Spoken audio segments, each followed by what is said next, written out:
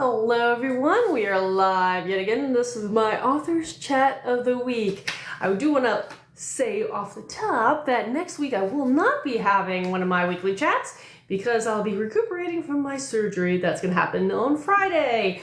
But in the interim, I'm going to right now keep my eyes open for my co-host for the week, and then when we get things going, we'll be talking about books, writing, publishing, and everything in between. Okay, I see him already there, so I'm going to send out my invite, and we'll see this. So I should make sure my volume is up. Okay. Hello. Wait, I think I have a little slow service on my end. Hello. Hello, can you hear me? Yes, I can. I can hear you. Cannot see you yet, but it always starts people off with your little icon. So good luck trying to figure out how you flip your video around.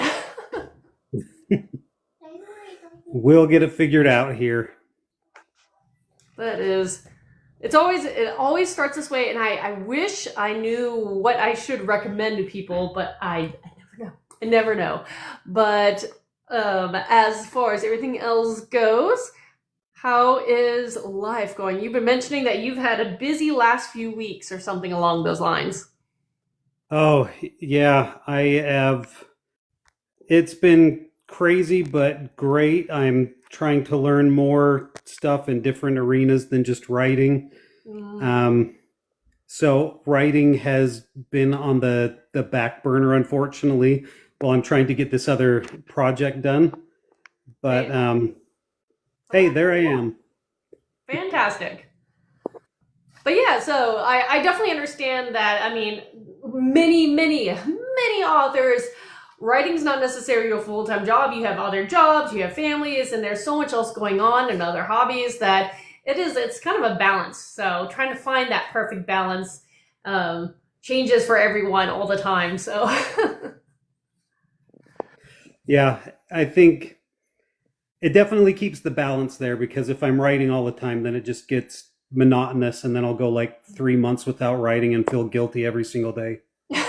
That's true. Yes, I know. I can't do a long stint without writing, because I get that itch to start storytelling again, and I think that's what all authors and people who are storytellers at heart have. Is that kind of, again, that almost compulsion that I need to be telling the story, whatever that story is. But now that I have you on screen, I'm going to start off on the top and say welcome. And if you've never listened to any of my lives, they're pretty just conversational. If anybody in the chat pops up with some kind of bookish question, I'll try to, read it aloud and for us to answer. I know depending on, I think how it works is depending on how someone logs into the live, I may not see every remark. Some of them we both see, just depending on who follows who. So if you notice any question on your end that I haven't covered, feel free to point it out as well. But beyond all that,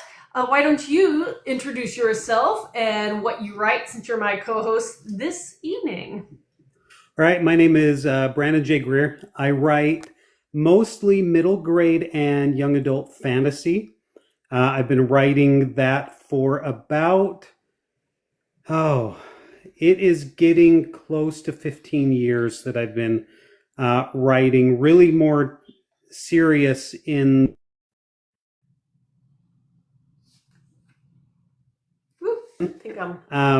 this last couple of years. I've been branching out a little bit, trying to write a romance. I've got a little horror short story out just because I have fun writing in things that I'm not too comfortable with. And I would have to say that I think I've had more fun writing a contemporary romance than anything else recently.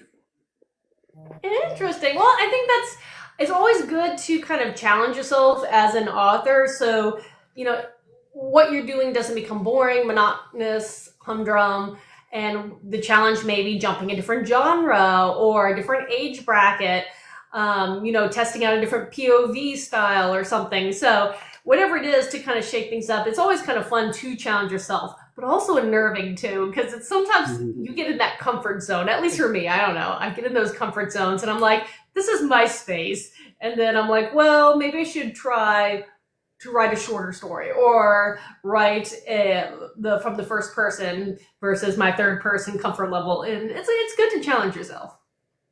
Yeah, I think one thing I do, and I think a lot of writers will find this insane that I do, but I found that it's a very interesting way to write.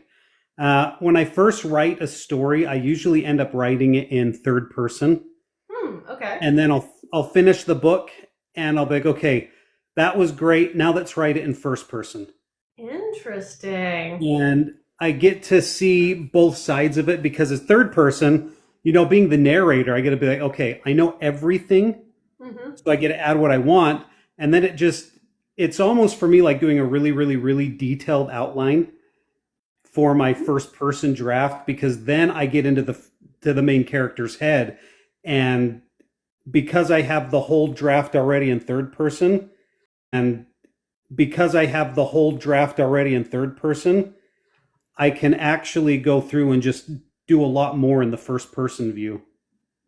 Now that is interesting because there are, for anybody who's listening in, there are definitely pros and cons with anything that goes with writing, and depending on your perspective, there's some challenges that come from both angles. So for first person, obviously you can get really intimate with your character and get into the thought space, but if you're trying to tell a big epic sweep, obviously you can get really intimate with your character and get into the thought space, but if you're trying to tell a big epic sweeping story, you are limited to what that particular person sees and feels, and it's a little hard to kind of, jump around unless you're doing multiple POVs, but it does have its own kind of limitations Mhm. versus doing some kind of more of a omnipresent kind of, the big sweeping narrative.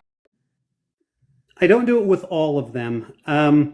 I think once I start having a complication, I'll be like, I'll write it out and I'll be like, okay, there's some choppy bits. I don't like this.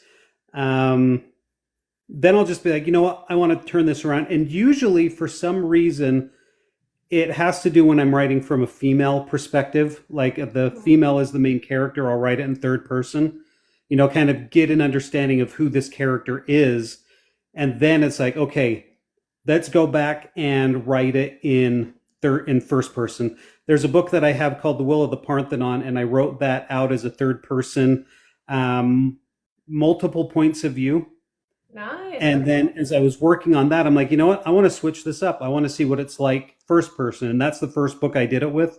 And now I think I've done it with three books. And I really like the flow because it gets me into the story a lot deeper by the time I'm there. And it for some reason I can get better in how I feel, and I could be completely wrong, into like the female psyche and understanding that a little bit better as writing a female as a male. No, I love that. And I did see a comment saying I've seen a lot of first person present writing lately. And I think I've noted that too is there does, I don't know, maybe it's just the books I've chosen, but there does feel like there is a trend for a lot of books to go towards the first person route at the moment. Yet I am still comfortable with third person. I have one short story that's first person, and it was a fun challenge. I don't think I'm ready to do that beyond a short story. Yeah.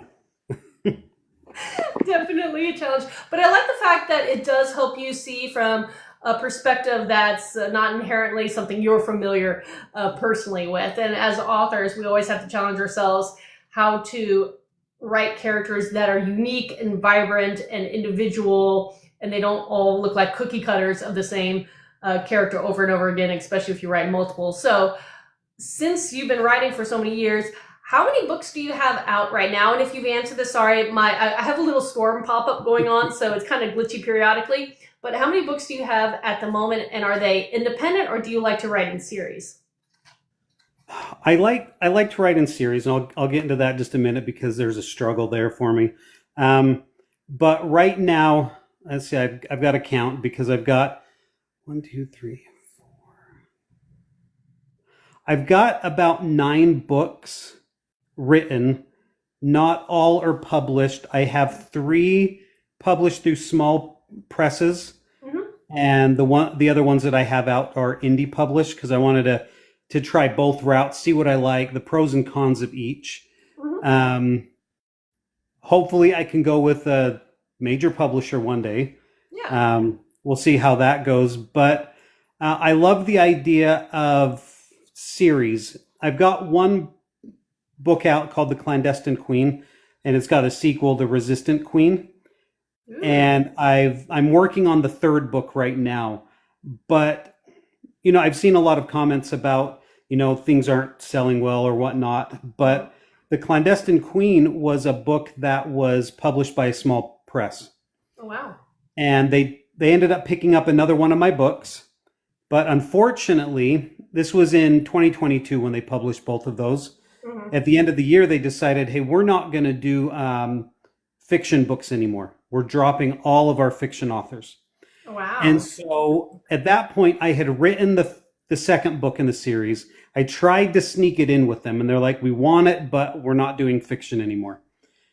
So because the first book was published with the publisher, it made it really hard to get that anywhere else. So I had to self-publish that one because I wanted the story out, and I want the third story out as well. But since they've dropped all support, really, it's harder to get the first book out. Hmm. So my goal now is to try and get my rights back so then I can redo the trilogy altogether. But I really like the idea of having like a trilogy out um, because I love long stories. I love long series. I Me? don't think I'm good enough at a writer yet to write long series. I've done well with maybe longer one-offs. Like my books are usually a little over 100K. Wow. So um, I like the longer story, but sometimes positioning myself to be in the mood to do much longer because I have too many story ideas coming all the time and way too many hobbies jumping up here and there that I'm Yep. just like, it's easier to sit down for a few months, just get the one story out and then move on to something. But I really want to finish my trilogy that I'm working on.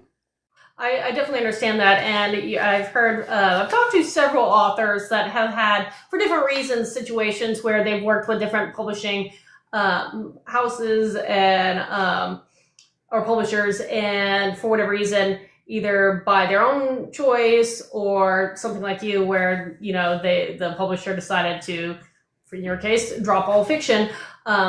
Had to find a way to get some of their rights back to their books, and like you said, so you can republish it so they can continue on with the series and be able to distribute them however they like.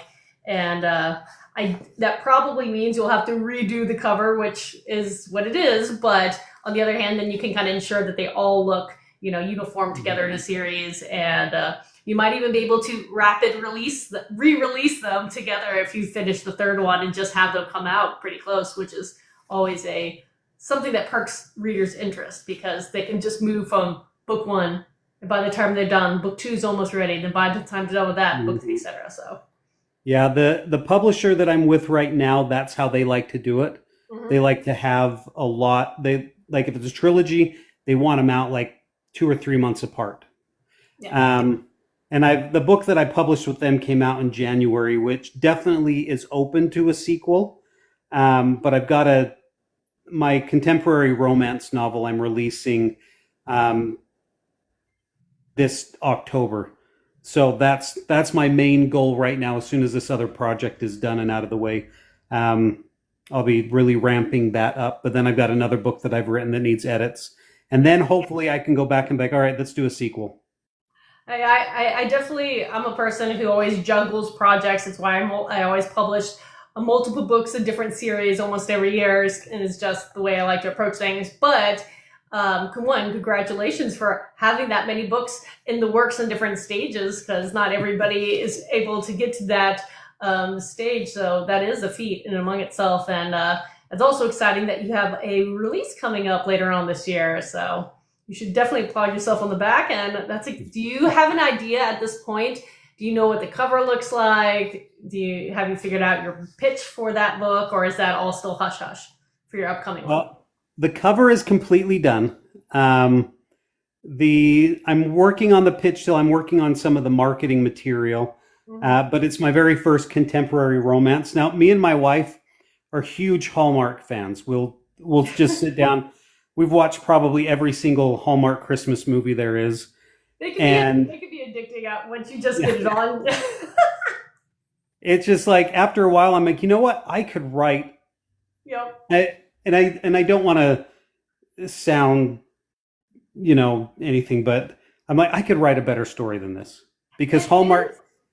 Hallmark has their formula and they use it over and over and over. And I'm like, I can take their formula. Let's see if I can build on it. And I actually wrote a story that I enjoy going back and rereading. I love that. And honestly, there's some really funny little videos and on different social media. And just it is a formula. And same thing with sci-fi movies. I mean, if you watched enough of them, you kind of see the trends. You have like the same kind of villain-like characters or antagonists, and the same kind of creatures, etc., so on. They replicate, but there's a reason for it because people are drawn to these kind of stories, be it the fact that maybe they feel nostalgic or familiar, or just again something that I don't know. There is something that draws so many people to them. So it'll be interesting to see your reception of your book when it's released. Yeah, right now my next step is getting the ARC readers. So that will be fun. I'm trying to figure out that whole route a little bit better with options that are out there, but yeah, the readers that I've had for it so far said they've really enjoyed it. The funny thing is since it's my first contemporary romance, I usually write young adult. Mhm. I sent it to a romance agency, no, a small publisher for romance. They came back and they said, "Hey, we like this, but answer a question. Do you write young adult a lot?" And they're like, and I say that's what I primarily write. It's like, yeah, the writing is definitely young adult. Mm-hmm. And so I'm just like, okay, I guess I've got to go back and kind of figure that out. How do I make it seem more adult when most of my writing experience has been a little bit for younger readers?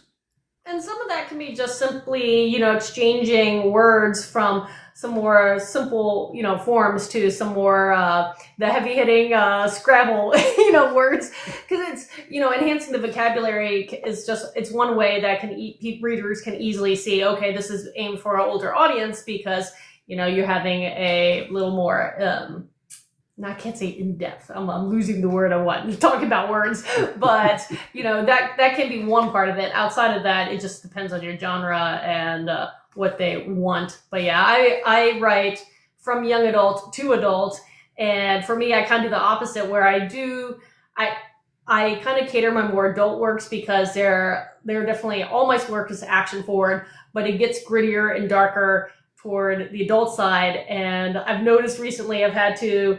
When I look at my YA stuff, I was like, I have to make this happier. It's for a younger audience. This can't be so tragic.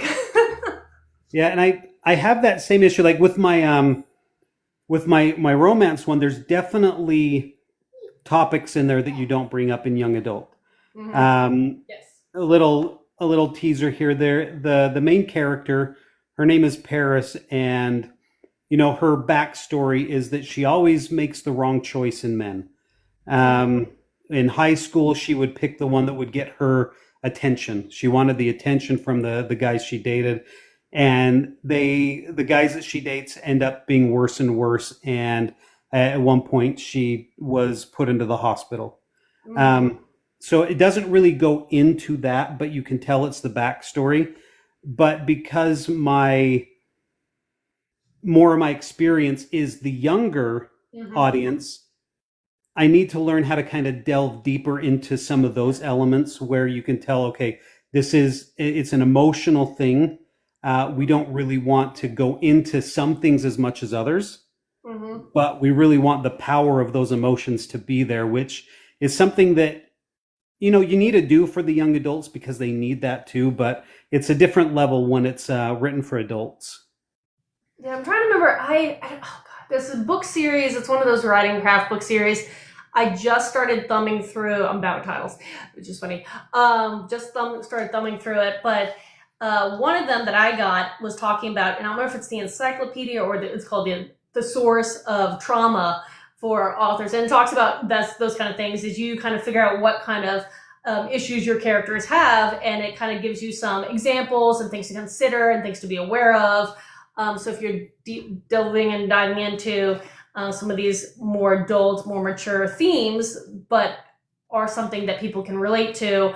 One, you want to write them well, and two, it does give you a lot to think about. And I wish I had the book with me right here, but it's in my other room. But there are some nice books that are on the writing craft side that kind of help if you're trying to get a little deeper into some more complex backgrounds characters that Yeah, are. because and a lot of these things, it's just like, you want to put elements into a story and possibly even things that you've never experienced. And it's like, okay, how do I get into this psyche? How do I, like I said before, as a male writer, how do I get myself into the mindset of a woman who's been abused in the past? Mhm. And how do I make it believable, but not triggering in those ways? And so, yeah, and that's what I love about writing, though, is you do get to step into something that is completely not you, completely different, but the challenge is there is to make something that's alien believable. Yeah. And one thing, if you've never utilized before, especially if you're getting into some more, again, these more poignant themes and topics, is to utilize or consider using sensitivity readers and try to find a group who, whenever you're trying to write about a population that you personally are not part of, but you want to make it, real and not offensive to the people who are in that population, to get someone to be a quote unquote sensitivity reader to make sure they're like, yes, this is believable. Yes, this is accurate. No, you're not offending. So that's something that I had not heard about until a few years ago, and started taking advantage of those.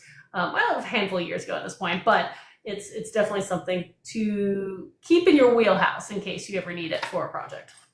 Yeah, definitely. And yeah, the one thing that I do have on is I had this beta reader for it because I said, you know what, I'm writing a woman's point of view. I need a woman to read this and point out, where I've messed up royally, if I have. But I like that she came back after reading and said that as soon as this is out, I've already convinced my book club to get it. So All that. at least I know that I haven't written a female character horribly. That's good. That's good. And that's why, again, it's writing, even though it's such an isolated kind of occupation, job, hobby, whatever it is to you, but we really do need a community in order to make sure our work shines and is done well. And so beta readers and alpha readers and ARC readers, all that is very important. Editors and whatever else you're building out for your stuff. But let me actually double triple back. So when you started writing, what made you? It's one of my favorite questions. What made you decide I'm going to just one day sit down and write a book?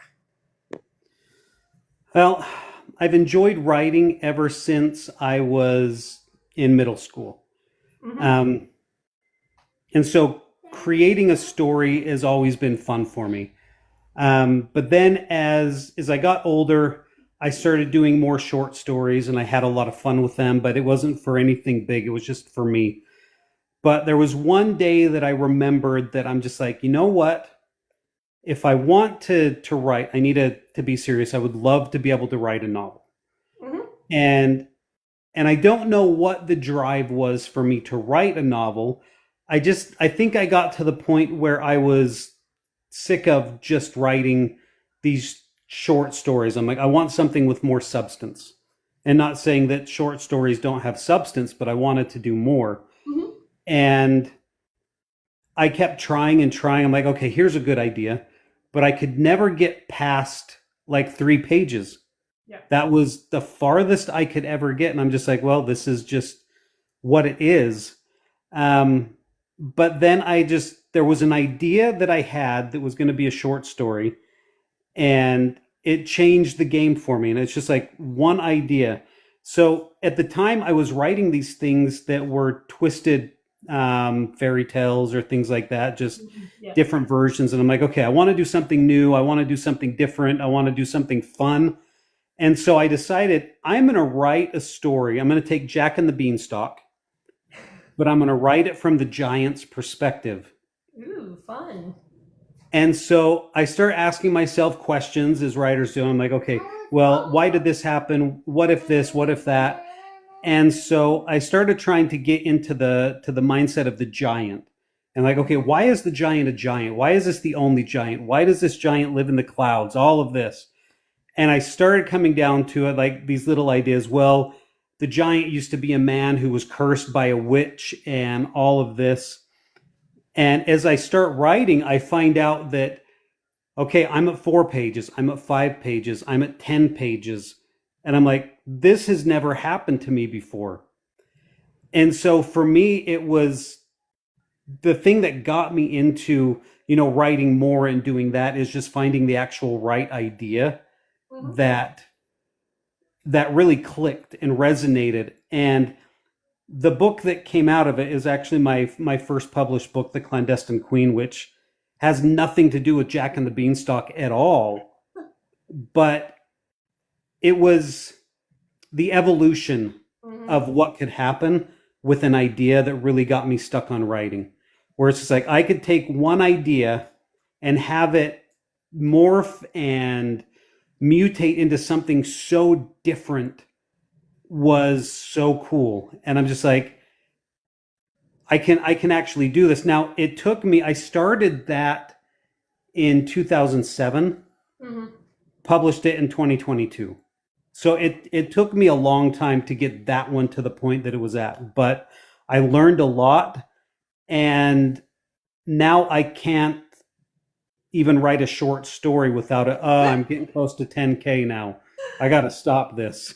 Yep. I started a little bit on the opposite side in the sense of when I finally had the right story. I already knew I was going to write a different series, but I didn't want to start off with my young YA series because it's a passion project, and I wanted to make sure if I was going to do it, I was going to do it well. And it took a little while for me to find just the right story to begin. And it was supposed to be a standalone book, and I don't remember what it was before the initial editing, but we were talking about like 130, 145,000, maybe even more words in it. So I started with some bigger stuff, and since then challenged myself to then start writing a novella series to see if I could tell a story in just a little shorter format. And then since then started doing a few, 1 or 2 short stories a year just to see, again, can I tell a story in a shorter form? So it's fun to challenge yourself. But yeah, my comfort zone is definitely on the longer side. I like to tell a story. I like to talk. Yeah, I put out 2 short stories in the last couple years, and yeah, it's so much fun just to be like, okay, I'm so used to long, let's see what I can do now and keep it short, because I think it's so easy for us as writers to get stuck in something, and that if we don't try and change it, it's going to be like, okay, this is just what I do. I'm never going to do anything different. Yeah. So working on like a psychological horror was so different when I usually do like teenage fantasy magical stuff. So yeah, it's definitely a good challenge, and I think it's needed for authors to be able to branch out and just be like, okay, I need to focus on something different for a minute because I don't want to just get, let's say, typecast as, oh, I only write this kind of book. Yeah. And well, arguably though, depending on the author, some people may just want to write one thing, and that's fine too. But for most of us, yeah, it is nice to kind of see how far we can push ourselves and see what becomes of it. So I always love talking to authors who branch out to different genres or age brackets and all that. Now, what we've talked about a lot of generalities, but you've written, you said, some middle grade YA stuff, especially in the beginning, and now you're kind of trying some new things.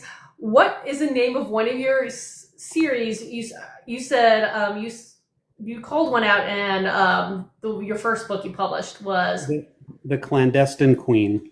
Yes, and that's the one that you have a second one, the sequel that you're working on, correct? Yeah, the sequel's done. I'm working on the final book in the trilogy. That's so cool.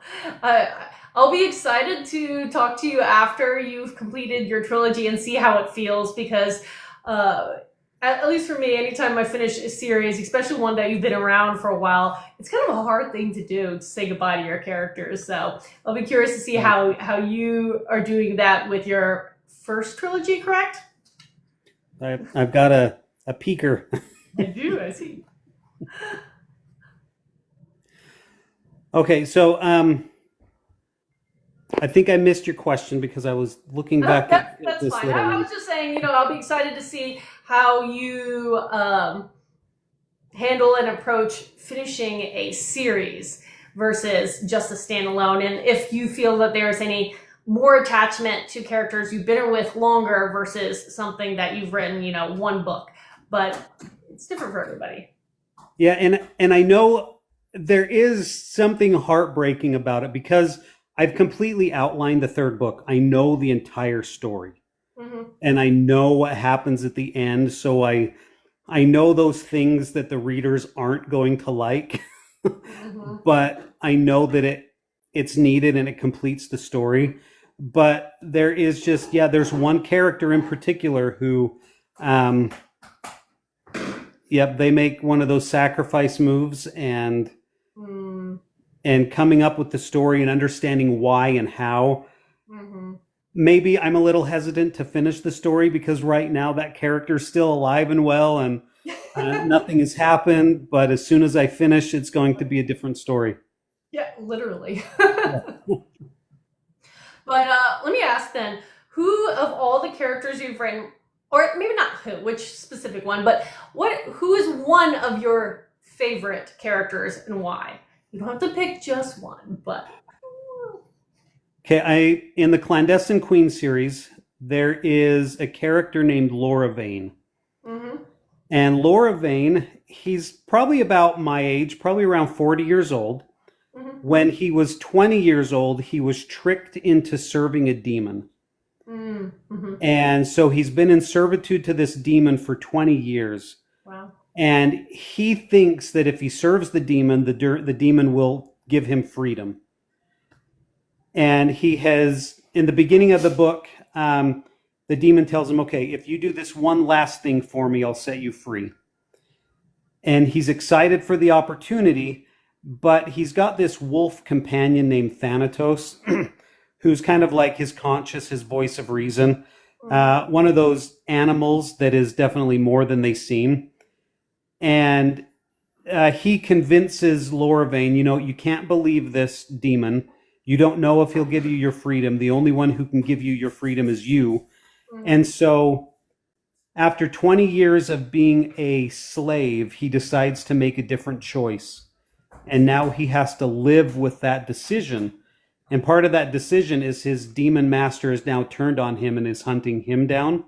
Mm-hmm. And so taking this character and seeing what he becomes through the series has been hands down one of my favorite writing experiences.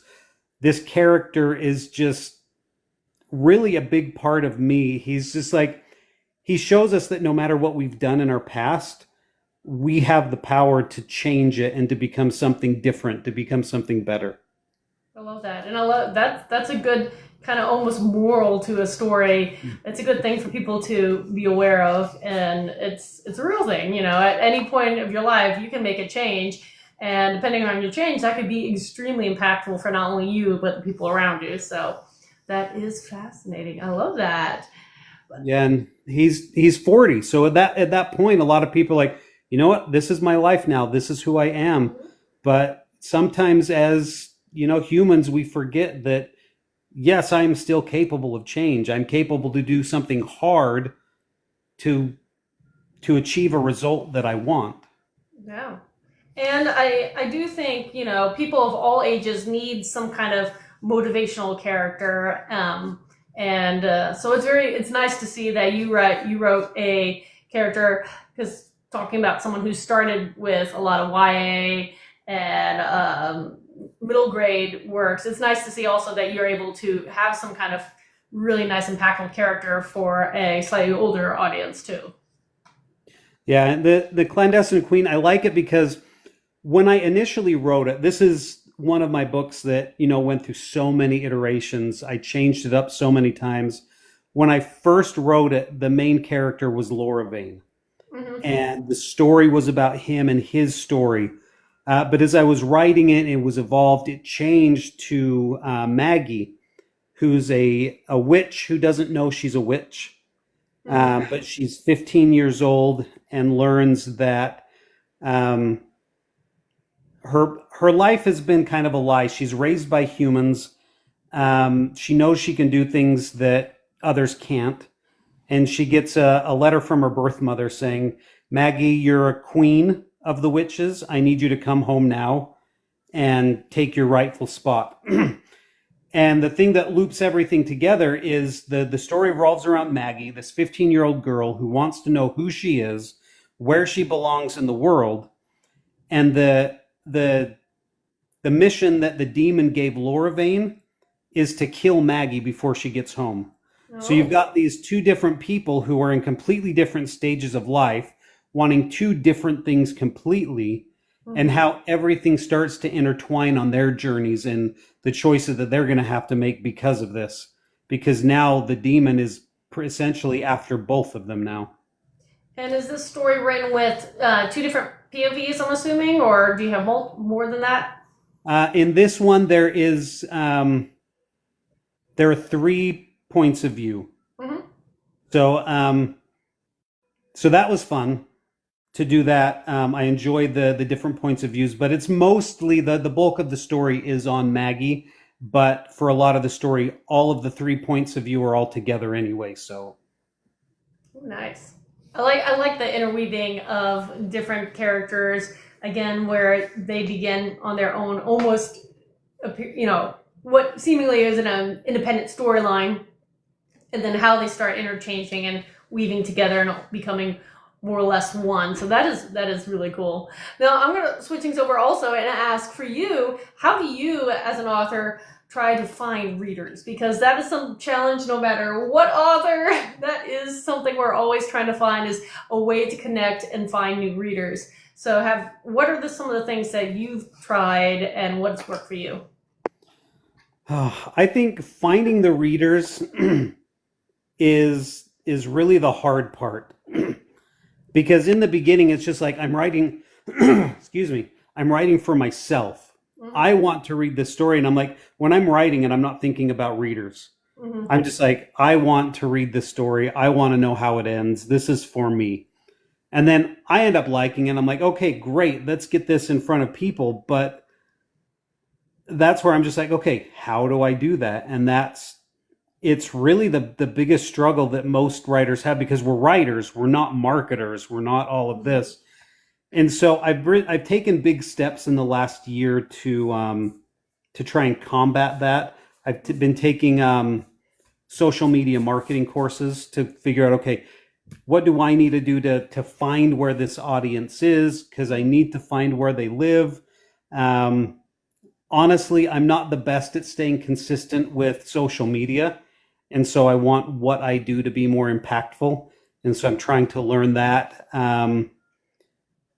So yeah, if you want inspiration and wisdom from me, I don't have that.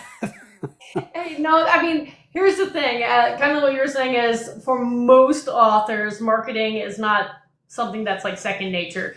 We have to really push ourselves to kind of figure out what works for each of us, and what works for one person doesn't necessarily work for another. That makes things even more complicated.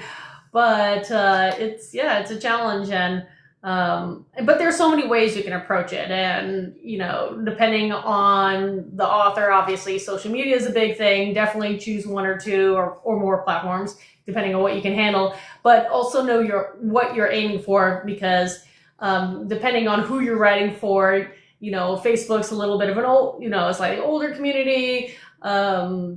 TikTok's still inherently, a slightly younger community, and depending on who you're trying to pull their attention to, that does kind of matter. So always things to think about and be aware of when you're trying to figure out where you want to be and who you're trying to talk to and what's best. And I've been dabbling and starting to do more and more face-to-face events, Mhm. just to talk to readers and talk to, well, potential readers at least. I'm hoping they will become readers at those events. That's the goal.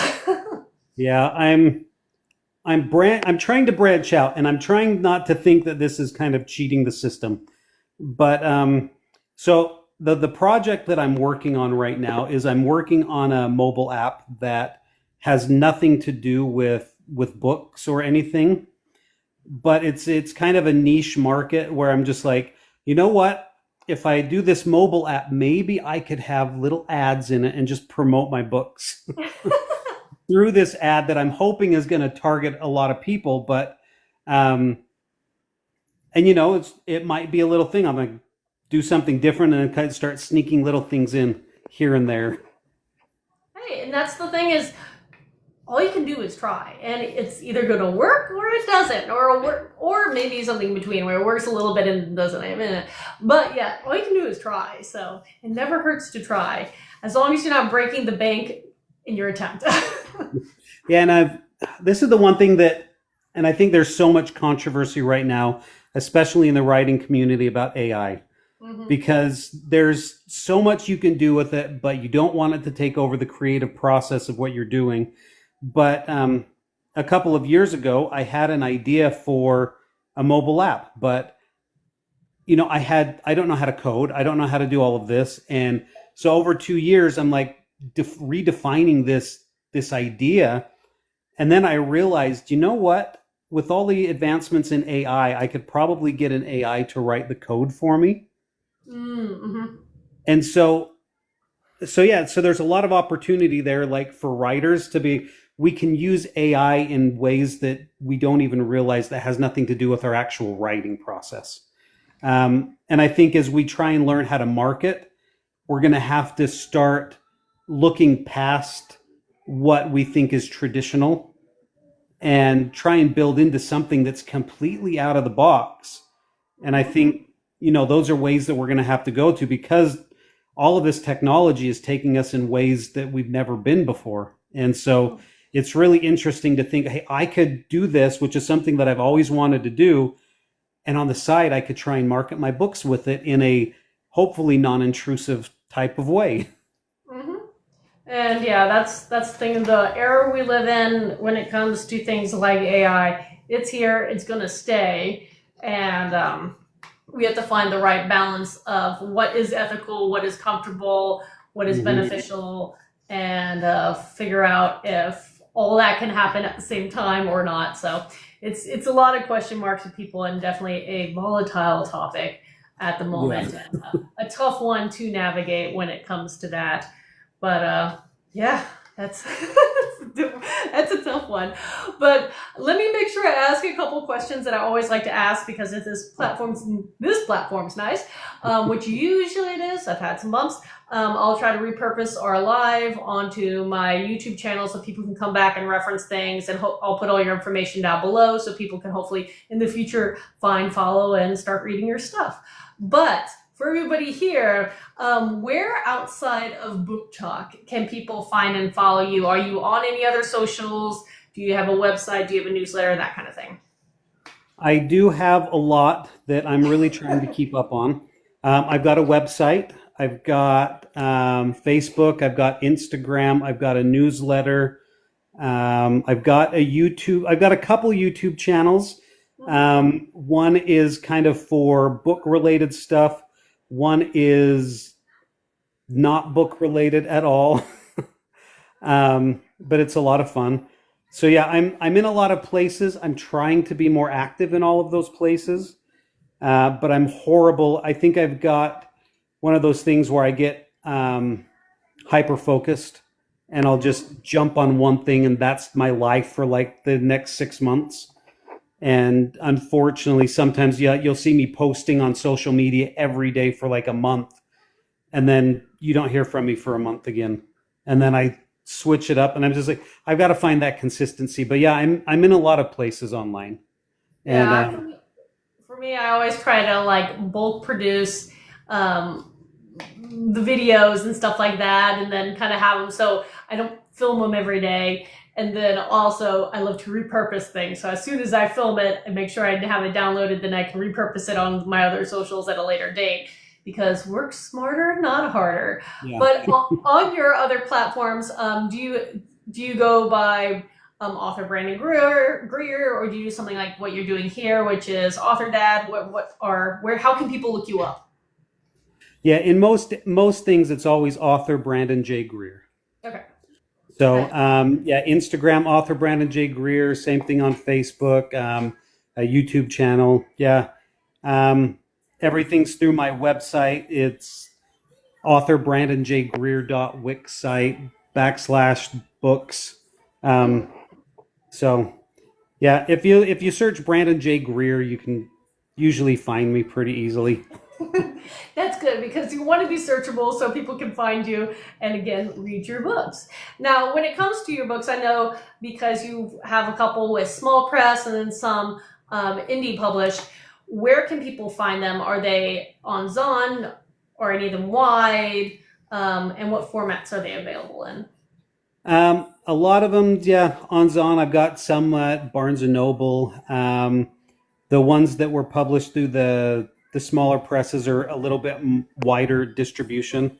But yeah, mostly everything can be found on Amazon. Yeah, everything is available there along other places, and it's just print and ebook right now. Hopefully, going to break into some audiobooks before too long. Nice. Yeah, that's the thing of if anybody's listening and doesn't know, to convert your book into the audiobook format can get a little pretty pricey, and so that price tag does kind of hinder that capability for a lot of authors because most of us actually want our books in audio, and it's some kind of factor we have to figure out either how to budget for or compensate, like running a Kickstarter or something like that, in order to be able to do that, at least upfront cost initially. But I've been able to start converting some of my books into the audiobook format, and it's definitely wowing how many people pretty much exclusively listen to audiobooks Hmm. versus reading by any other, physical or other digital means. So you'll potentially be able to reach a bunch of new readers that you haven't before when you get that chance in the future. Yeah, and one thing that I've always thought about doing is I want to narrate my own books because Nice. I feel like as an author, I know the emotion behind it. So Mm-hmm. I've been trying to practice. I'll read to my daughter. I'll do stuff where I'm really trying to use inflection in my voice. Um, and I was going to narrate my first book, The Clandestine Queen, and I've actually narrated about 10 chapters of it before the publisher said, nope, we're not doing it anymore. Mm-hmm. Um, but yeah, I think it would be fun to narrate my own books.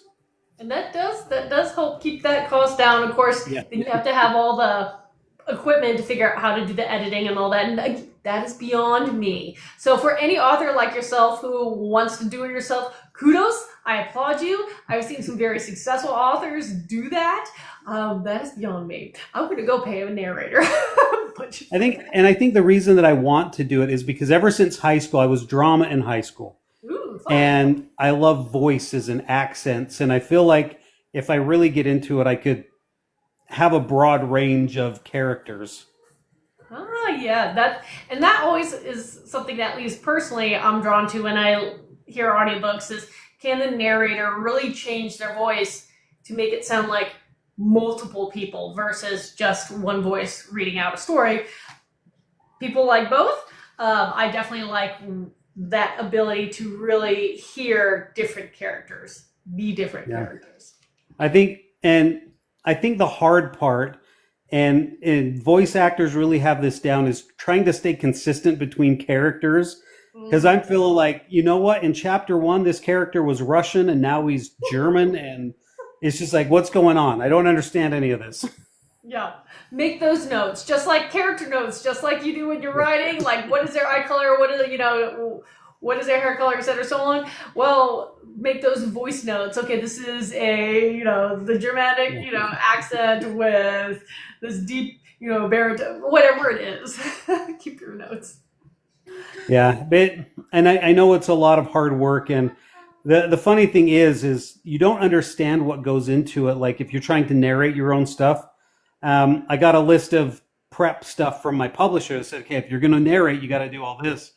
And most often, I found myself in my little closet with the door closed with with clothes hanging around me to trap all the sound, Yep. so there was no echo. But it's just like, if you want to do it, you find a way, because I don't have like a soundproof room. And so, yeah, my wife would come in and open the closet door, like, "What are you doing in here? I told you I'm narrating. Get out."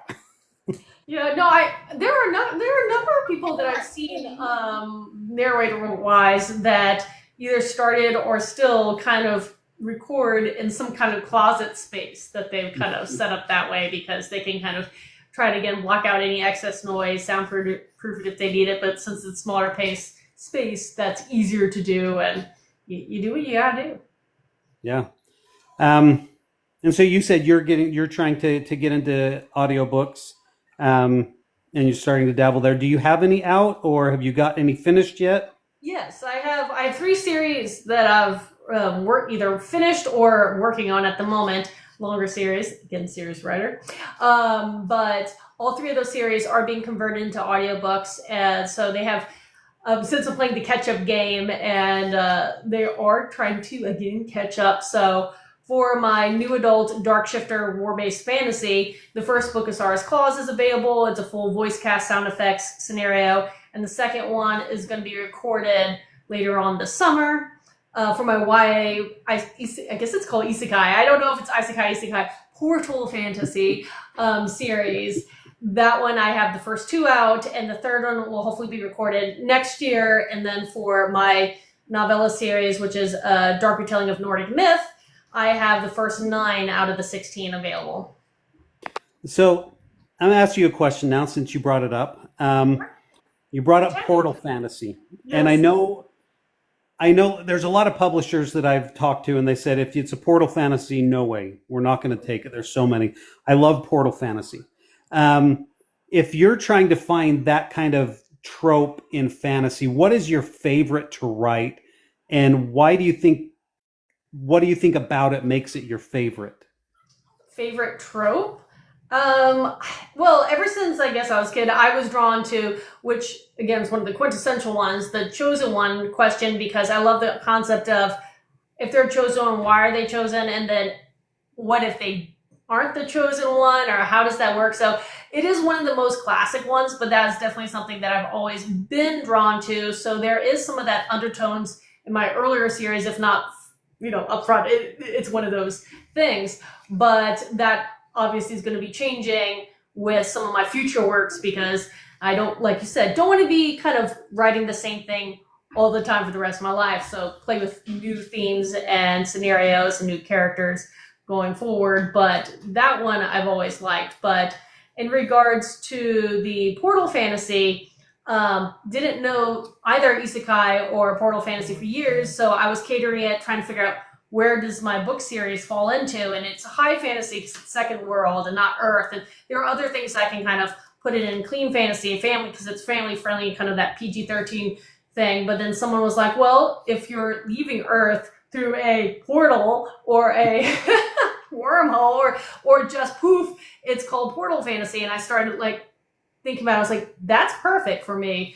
And then only later discovered, and the Japanese side of thing, it's called Isekai, but that kind of ability. And I found out, at least for marketing reasons, if I use the term Isekai, that actually perks more interest right now than using the word Portal Fantasy. And that's interesting, because I've got a Portal Fantasy, and I might want to try that, because you'd say Portal Fantasy, a lot of people don't realize what it is or what it's about. Mm-hmm. But you throw that Japanese term on it, it sounds more appealing. Like, what is that? I want to go learn. And there are so many people who read fantasy and sci-fi and stuff like that who also enjoy the manga and anime, and there are now branches of subgenres like lit RPG that's a huge trope for them, and people are it's far more appealing to a lot of people, especially more mature people using older people using the term isekai, I think. So at least in what I've been finding when I've been trying to again learn how to market myself. Yeah, that's cool. Maybe I'll just start finding a Japanese term for all my story ideas. Yeah, there probably is one, but that one was definitely something that I had seen a big switch and a bunch of new readers jump on after I started using that. term in some of my marketing. You should play around and see what works. Throw a new hashtag. Who knows? Yeah. So one genre that I do like to write as well is kind of the post-apocalyptic. Mm-hmm. Is there like a Japanese term or some other term for that that you feel like, oh, maybe we don't call it post-apocalyptic. That might be overdone lately. What could we call it that's different that's going to pique interest? I don't know that answer, but it's something that you can definitely look into to see. Now, I guess also the counter question is what kind of post-apocalyptic is this? Because there's everything from zombies to natural phenomena that, what made it post-apocalyptic. And depending on your subgenre, because like everything, there's subgenres, you could kind of try to, focus in that sub-niche. I know one of the other authors here on Book Talk, Otto Schaefer, he focuses on the fact that his is a zombie apocalypse and leans into the zombie part and less of the apocalypse. But he markets and sells very, very well. Yeah, and mine is, I think it's different than most that are out there because you've got this apocalypse, you've got a zombie type point in it. So there's zombie-like creatures. But the story is more, it kind of goes from post-apocalyptic into dystopian, where the government of the new world is actually run by the spirits of influential people through history who have died, and their spirits are now linked to Earth. And because of the apocalypse, they are now able to influence the course of human history again. It's a paranormal apocalypse. A paranormal zombie apocalypse dystopian story. Hey, that I can already see your marketing. You like the ones where they show you take a little bit of this and you're like, well, what if you took a little bit of Walking Dead and a little bit of Ghostbusters, a little bit, and put it together and create. You never know. You never know what's going to work until you try it. Yeah, and it flows really well. I've had there was another author that I had read it that said you wouldn't think that a zombie ghost superpower, yeah, because they're superpowers too, superpower book would work together, but this one really flows. So I like that. And sometimes you just have to think about either outside of the box, and then other times you just niche it down and to sometimes just focus on like one tiny aspect of it, and then you go from there. But again, we all have to play around. It's an ever-changing game, and one I'm not great at. Yeah, but one thing like with that book, it's so fun because writing a story really is just building a puzzle. Mm-hmm. And you can put whatever pieces in there you want as long as it fits. You can just go with it and just have as much fun as you want. That's very true. Absolutely true. Now, I've noticed that the hour is almost over. I have one other question that I always like to make sure I ask, and it's pretty much for you and as well as anybody else listening. Is there any kind of topic that you wanted to cover that we haven't covered, or question you wanted to ask that you haven't had a chance to ask yet? Yeah, I think a good question and theme to kind of like end on is book themes. Like, I've got a theme in my books that you're always going to find in one way or another. Mm-hmm. And it's redemptive arcs where the characters, they're one way, they have an opportunity to change for the better or change in a way that they want to, that they don't think they're capable of. And I really try and put that into my stories. So you do have that moral, you have those choices. Okay, is it right or wrong? And why am I choosing right over wrong? Does it benefit me or what? And so I like kind of like the morals that go along with that. So if you were to look at your writing, what kind of theme do you think is present through all of your stories, whether intentional or not? More along the lines of based on who you are, what leaks in and actually becomes the theme? I would say at least for the first 3 series. I know that, again, things are going to change because I'm going to approach different world building differently as well. But for the first 3 series, you'll definitely, for readers, will find there are trends of the undertones of equality. and the question of just because you're born with some kind of difference, maybe it's gender, maybe it's your species, maybe it's your religion, but does that and should that define one person and inherently make them better than another? And if not, becoming this awareness that grows in a lot of these characters of what equality means across being a fantasy. Usually it's different entities across worlds and stuff like that, but those definitely are something that resonates in my earlier works. I know going forward, I do want to kind of play around with worlds where a lot of those, I guess, modern day, real world issues aren't actually an issue there, but other things are. So I'm going to try to change things up. But in my 3 earlier series, you'll see that kind of undertone. Yeah, and I like that because, yeah, it's definitely something that's, prevalent in the world today. So I think if you can grab something like that, where, we do want equality, we want to see all the people in the world being treated in the same way. It's definitely a story that people can grab onto and be like, you know what, this is how I feel. I like this theme, even if it's about aliens shooting each other. You've got that underlying, but we're all the same. Yeah. Yes. And then the counter question is, if we're not all the same, what really defines the difference and what does that mean? Yeah. But yeah, no, that was a fantastic question. I love that. Now, one other thing for you is just to reiterate, do you have any special events or news? I know you mentioned you have a book coming out later on this year. Do you have an idea of that release date, that kind of thing? Yes. Right now, the release date is set for October 21st. Contemporary romance novel called I Hate You with Love. It is a holiday style romance based around Thanksgiving and Christmas. Enemies to lovers type story. So it's going to be a lot of fun.